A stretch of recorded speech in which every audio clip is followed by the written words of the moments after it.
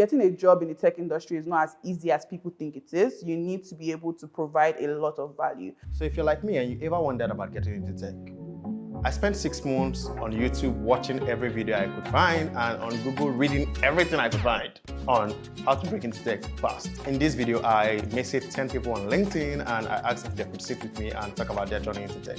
I've been in tech for the last 15 years. Hi, my name is Eneje. I'm a tech generalist, tech expert, and product developer. I started off as a model. Like, I wanted to explore the creative space. I was not doing anything before tech, so I think tech is like my first career. Well, I've been a designer for the last 10 years. I've worked with companies in the US, in the UK, and in Nigeria here as well. I graduated in 2020. I studied computer engineering, so I didn't know what tech was. I just knew I didn't like coding. I think people try to just stop tech on, product. But there's more to tech. Like, there's so much tech. There's prop tech, there's edu tech, there's fintech, there's so much phases of tech. I want people to stop saying, I want to go into tech.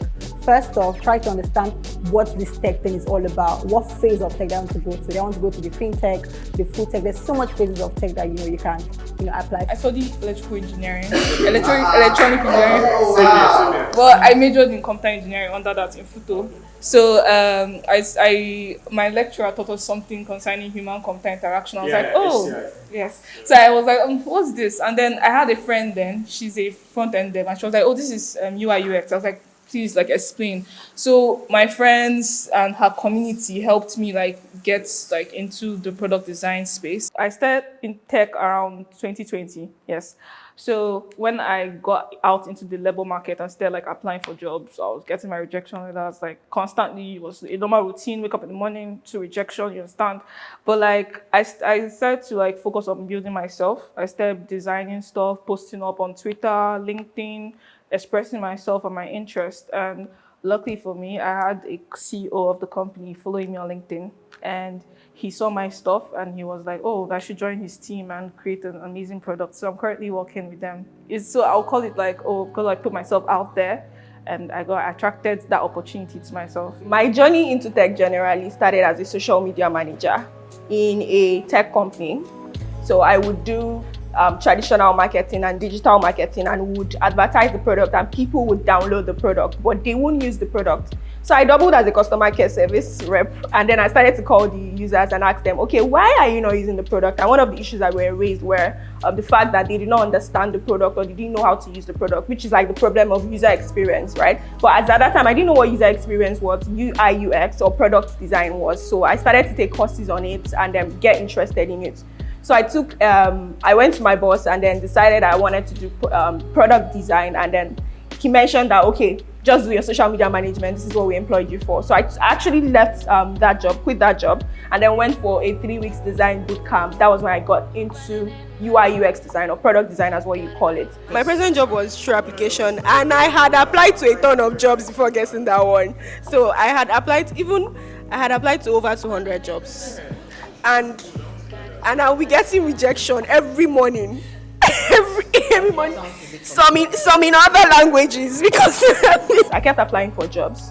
After doing that 3 weeks boot camp, I didn't get a job immediately. I didn't even get a UX design job. I first got a customer care relationship job. So, but I continued to apply. It wasn't their internship, so I just continued to apply. I continued to put myself out there, and basically got my first role. I sent 10 CVs every day for 6 months. The one that is worse is where they now give you hope.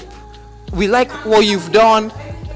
Thank you. They don't give you one silly hope. You get. My personal journey, I think in tech, in terms of getting roles, has been very recommendation based. People who know my work, people who want to work with me or like the way I work, have often been the ones who have recommended me or pushed me to certain places. Being a Nigerian, born in Nigeria, schooling in Nigeria, growing in Nigeria has certain limitations, because there is a perspective that people have of us in the global market. So that perspective often builds a fence before we get in. So sometimes people have to see our work first, trust our work enough before they see us. Or if we're being very realistic, someone they know have to tell them that we are worth the risk. I don't think I've gotten a job by applying.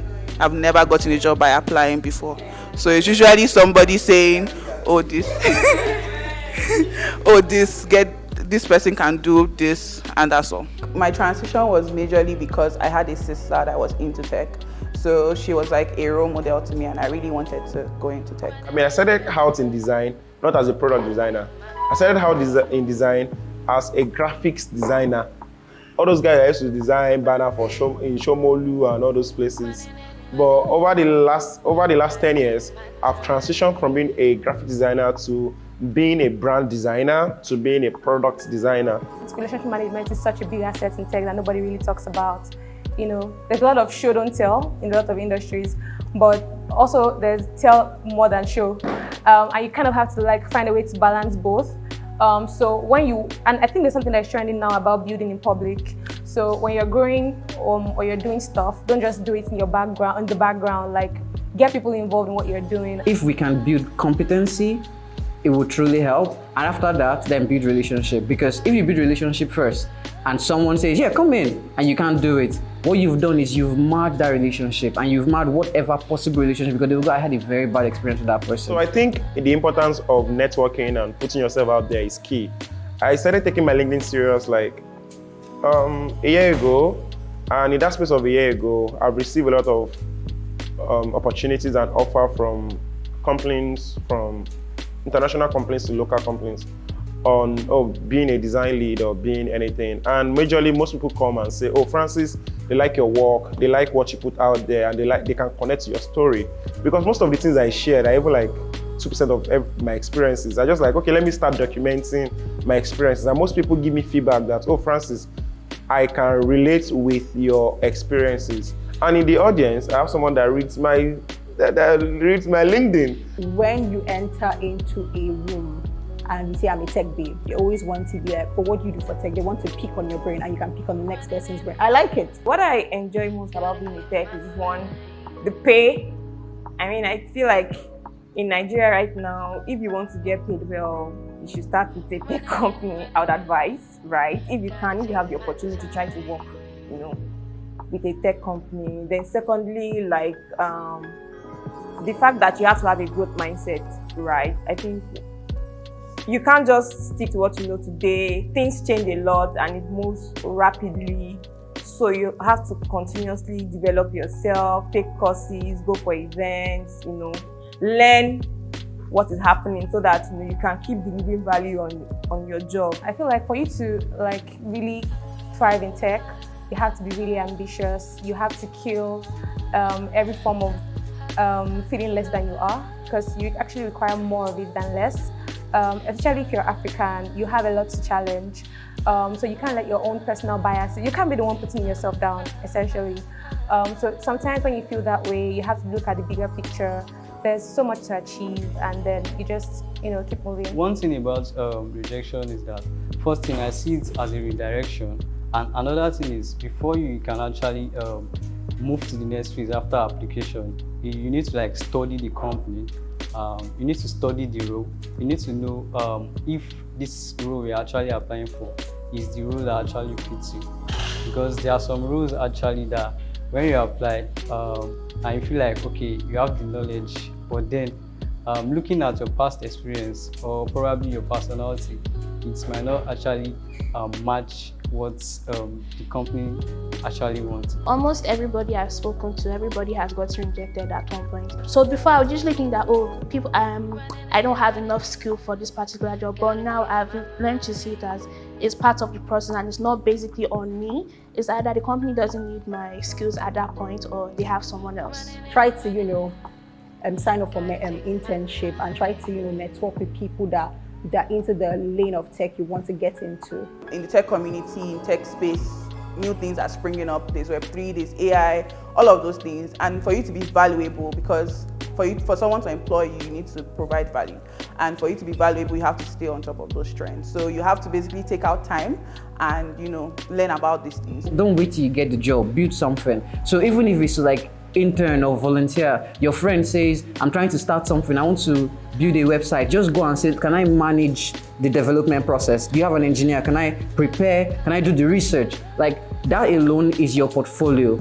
nobody really knows how big or how small something is. It's how you sell it. So which means for you, even if it's your friend in the backyard who is building a small website for his mom for their shop and you manage that, you now go, so I built this very amazing product that is supposed to help market people do this and this, and they're giving. Nobody cares if it's like Ipaja or Oshodi Market. What they care about is that you've managed that process, you've managed the people. If you do more of that, that would like help you. So if you want to get into tech, before you get the job, build something, volunteer, build through skill, and be honest. I think there are other friends, but like those ones always stand out. Like have the skill, be honest. Yeah.